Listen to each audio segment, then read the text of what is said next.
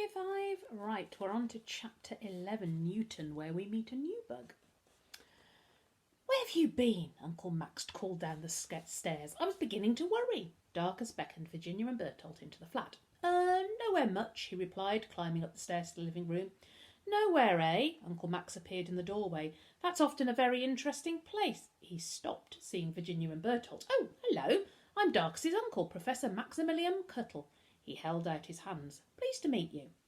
Bertolt Roberts. Bertolt shook Uncle Max's hand. Virginia Wallace. Virginia waved. We've come to help Darcus with his homework because he's new and a bit behind. Darcus shot Virginia a look. Well, that's nice. Uncle Max stepped back, smiling. Why did you say that? Darcus said to Virginia under his breath as they filed past Uncle Max into the living room. You want to tell him what we've really been doing? Darcus shook his head. Virginia gave him a knowing smile. Thought not. Come in, come in. Oh, and I see Baxter's with you too. Darcus, you didn't take the beetle to school. Of course not. Good. Uncle Max clapped his hands together. Well, now, isn't this lovely having guests? He beamed. Eh, Darcus? Darcus smiled awkwardly and nodded. Virginia dropped to her knees in front of a ship made from balsa wood, trapped inside a glass bottle. You've got some cool stuff, she said to Uncle Max. Why, thank you, Virginia. That's very kind of you. Uncle Max looked delighted. Most of these old things I found on my travels. He waved at the assortment of curiosities scattered around the living room. It's a hodgepodge collection, but I like it. It reminds me where I've been. Bertolt sat down cross-legged on the floor beside a purple hookah pipe. Look, I'm the caterpillar from Alice in Wonderland. He pretended to suck on a pipe and blow out a smoke ring. Virginia laughed and Darcus smiled at Uncle Max, but Uncle Max wasn't looking at him. He was frowning and edging his way towards Bertolt, peering down into his mass of white blonde curls. Don't move, lad, he said. There appears to be a rather large bug in your hair. Not again, Bertolt wailed, dropping the pipe. Why do they like my hair so much? Don't panic, Darcus said, leading forward. It's a firefly. A big one, Virginia added, with a belly like a burning coal. A firefly? Bertolt looked up, trying to see it. Oh, I don't mind them. They're beautiful. Shall I pick it out? Uncle Max asked. But there was no need. The firefly rose up out of Bertolt's hair, bathing his face in a golden light. Hesitantly, Bertolt held out his hand for the beetle to land. The firefly was long and thin. Its copper wing casings had gold edges and a white vertical stripe down the middle. It had a tiny face and stubby mandibles that looked like a moustache. You wouldn't know he's a firefly when you look down at him because the light comes from his belly, Virginia said loftily. It's only when he's flying that you see it. It's called bioluminescence. He's brilliant, Bertolt, Darcus said happily. Now we've both got beetles. I've got a beetle? Bertolt's eyes grew big.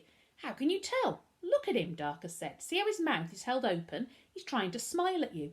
Baxter looks at me like that sometimes. It's cute. Hello, Bertolt whispered to the firefly. My name's Bertolt. What's yours? The firefly sat still, staring up at him, smiling. Would you mind if I called you Newton? Bertolt said. He's my favourite scientist. He discovered that light was made of colours.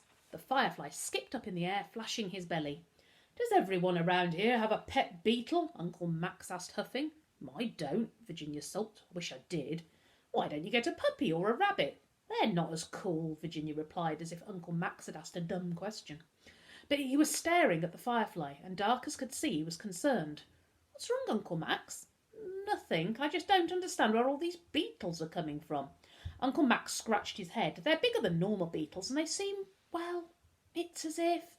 Yes? Darcus leant forward. I don't know. I'm probably imagining things. Uncle Max shook his head. Getting funny in the brain. Must be my age. He sighed. And look, in all the excitement, I've forgotten my manners. What a terrible host.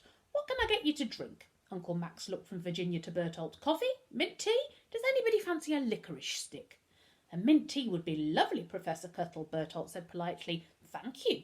Could I have some orange juice? Virginia asked. Orange juice, right, of course. Well, right out of that. Perhaps I should nip down to Mr. Patel's and get some bits and bobs. What goes well with orange juice? Biscuits, Virginia replied. Custard creams or bourbons? Darcus and Bertolt nodded. Marvellous. Well, don't let me stop you getting on with your homework. I'll pop out for supplies and deliver the refreshments forthwith. Uncle Max backed out of the door, beaming at everyone. He's nice, Virginia said when she was sure he'd gone. I've never seen a grown-up so pleased when a kid brought friends home. She laughed. Darcus felt his cheeks grow hot and changed the subject. Why the demands for orange juice and biscuits? Well, I don't know about you, but I don't like mint tea or licorice sticks. Virginia raised an eyebrow. I prefer orange juice and biscuits. Anyway, I thought we needed to talk in private, so let's do it quickly before he comes back. She put her hands on her hips. First thing I want to know is how Bertolt got himself a beetle. She stared at him. Did you catch it? No, Bertolt looked horrified. The firefly was in the tunnel after we left Beetle Mountain. It followed us when you ran in the shop. I talked to it a bit because, Bertolt looked at the floor, I didn't like being on my own in the dark. Talking to the firefly made me feel braver. He turned to Darkus. I lost it when you came back. I thought it had flown away, but it must have hidden in my hair. Perhaps Newton chose Bertolt like Baxter chose me, Darkus said. Virginia flared her nostrils, scowling at the idea. Darkus, Bertolt blinked. How do you talk to Baxter? I don't know, I just can do. Can you teach me to understand Newton like you understand Baxter? I'm not sure. Darkus looked at his beetle crawling across the coffee table and frowned. I haven't really thought about how I do it. What is it that lets you understand what he's telling you? Can I hold Newton? Darkus asked. Of course. Bertolt offered Darkus his cupped hand. Darkus gently lifted Newton, placing the beetle on his palm and lifting him to eye level. Hello there, Newton. Nice to meet you. The firefly fluttered up and flashed his belly at Darkus. Why, thank you. Darkus nodded to the beetle, looking closely at his face and thorax. Bertolt, I think he uses his belly to communicate. Watch what he's doing with it. He turned back to the beetle. Can you flash once for yes and twice for no? He asked. The firefly flashed once. Virginia and Bertolt gasped. That's amazing, Bertolt squealed, barely able to contain his excitement. Baxter talks to me with his body, Darkus said. He shakes or nods his horn, flicks his antennae or waves his legs. If you look really closely and carefully at what beetles are doing, you'll understand them. Bertolt was impressed. He held out his hands to take Newton back. I found a stairway in the Emporium, Virginia said, keen to talk about something else, that leads from the shop to the flats upstairs, and Darkus found a key to the Emporium shop door. We heard them talking, Darkus added. They think I'm still tied up in Humphrey's bedroom. They plan to climb in the window, get rid of me, and then sell the beetles to Lucretia Cutter. I wonder what they'll do when they find out I'm not there. He smiled. They're so stupid they'll probably think the beetles ate you, Virginia laughed. She looked at the wall of book-stuffed shelves between Uncle Max's flat and the neighbours'. It's weird to think that all those beetles are on the other side of that wall. I mean, how did they get there in the first place? She turned to Darkus, looking thoughtful. If Lucretia Cutter has got something to do with your dad's disappearance, and the connection between her and your dad is to do with the beetles, don't you think it's a bit weird that there's a mountain of super beetles living next door to you? Darkus frowned. He hadn't thought about it before, but it did seem an unlikely coincidence.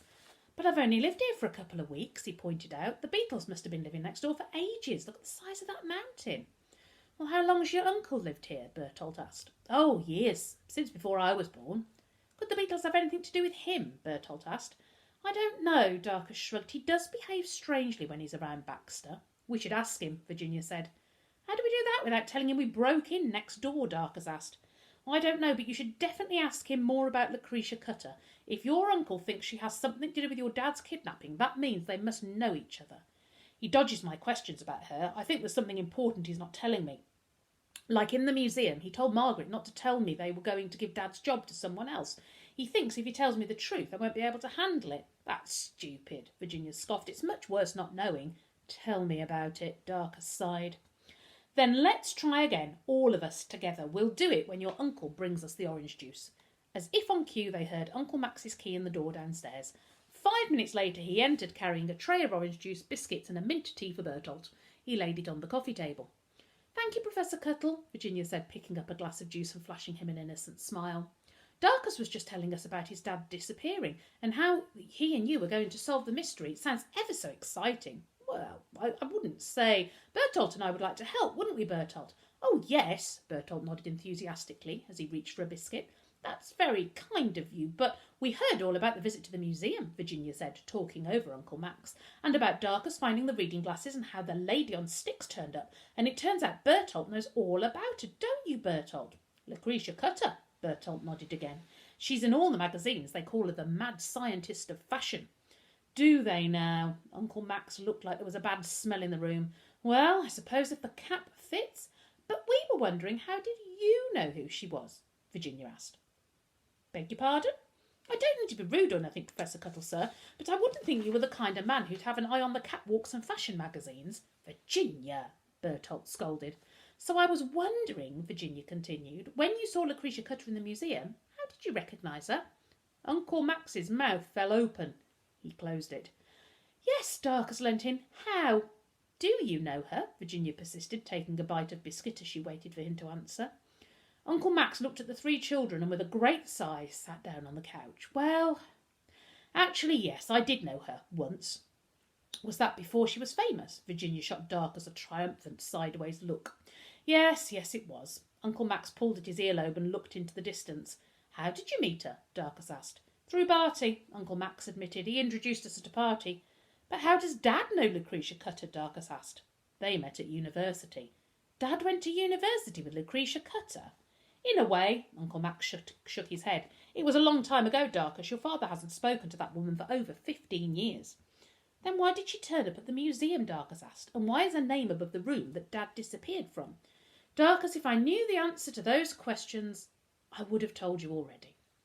What Darcus's dad and Lucretia Cutter did at What Darcus's dad and Lucretia Cutter did at university, Virginia said. Was it to do with beetles? Uncle Max blinked as he thought about the answer. Barty's specialist field was beetles, but Lucretia Cutter was a different kind of scientist, a geneticist, I think. Her interest in beetles came from knowing Barty. His passion for beetles was infectious. Once he started talking about them, you couldn't help but become fascinated too.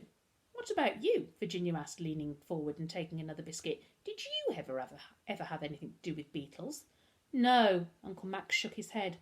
You've never had any beetles here in the flat then? Darcus asked. Uncle Max looked terribly uncomfortable. Oh, look, we need more biscuits. He jumped up and hurried out of the room. You're right, Darcus. There's something he's not telling us, Virginia whispered. There are loads of biscuits left. He didn't explain the connection between your dad and Lucretia Cutter very well, Bertolt said. It must be more than just meeting at university and chatting about beetles. Yes, we need to find out more, Virginia nodded. And I know exactly how to do it. Darcus stood up, putting his hand into his trouser pocket and pulling out a white rectangle of card. I'll ask Novak Cutter. You're going to the Towering Heights? Virginia's eyebrows shot up. Darcus nodded. Saturday morning. Darcus, Bertolt gasped. That could be dangerous, and she might not even know anything. Yes, Virginia cocked her head, but then again she might. And I'll bet she can tell us other stuff that will help the beetles, like why her mum really wants them. She looked at Darcus. You can't trust her, though. She's the enemy's daughter. She'll probably lie to you. She may even hand you over to her mother. I'm not frightened of her, Darcus said, bristling. If Lucretia Cutter is behind Dad's disappearance, then I want to know. Okay, back for part 2 in a moment.